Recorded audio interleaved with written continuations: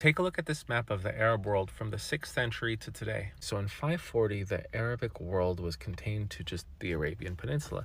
And these light blue areas is where there were a significant amount of Arabic speakers. Notice the growth of the Arabic population and the language over the past 1500 years. It has expanded well beyond northern Africa to the point where even some parts of Central Africa have a significant amount of people who speak the language. Now keep in mind, this colonization occurred over 1,000 years ago, but the culture and language still persists. Whenever I mention this, there's usually someone who's very pro-Western and they refer to this persistence of Arabic culture as if it were some bad thing. But I've noticed if I talk to them about the Greek expansion, and you could see the zenith of their influence at around 550 BC, they did cover quite a bit of territory. These same people tend to idealize the colonization, and that's exactly what this is. They immediately think of poetry, geometry, drama, other advances in mathematics, but they don't think about the enslavement, the oppression of the local masses, or just the eradication of certain cultures. Same exact thing if I reference the Roman Empire. They think of the aqueducts, the proper use of cement and roads, and all of these other advancements, aside from the three evils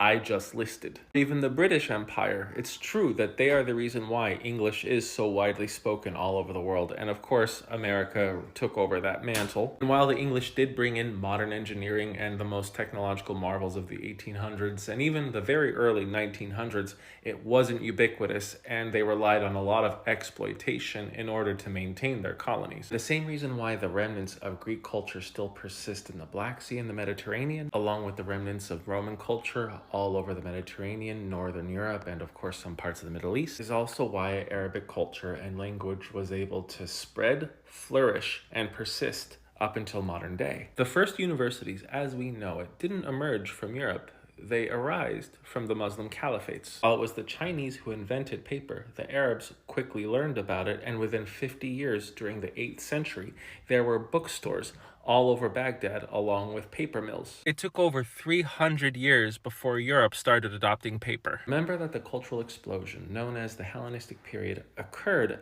after Greek culture and Persian culture mixed once Alexander the Great conquered the region. The same thing happened with Arabic culture once they conquered the same area. Aside from Isfahan in Persia, or Damascus in Syria, or Baghdad in Iraq, there was also Fez and Rabat in Morocco that were great trading centers of the time. And I understand the Arab world doesn't have the prominence that it did 8 or 9 centuries ago, but let's be honest, neither does Greece or Italy. So instead of looking at this spread of the Arab world with condemnation, why not employ curiosity? I am the Geo Husser, and just remember that all cultures, including our own, doesn't have just one origin. Thanks for watching.